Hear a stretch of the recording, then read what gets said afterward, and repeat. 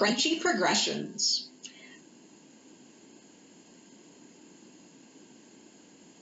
Lay on the floor, knees bent, feet flat on the floor.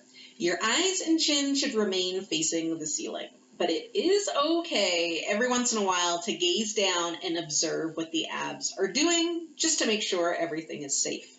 So give your nice corrective inhale. Exhale, use that corrective exhale to progress to a version that challenges you, but does not cause doming or pressure on the pelvic floor, and those TAs remain on. So the first progression is to inhale, exhale, and extend the hands up to the ceiling and raise your shoulders off the ground. Second progression is to inhale, exhale, extend your hands up to the ceiling and raise your shoulder blades off the ground. Progression 3 is hands behind the head, lift only the shoulders off the ground.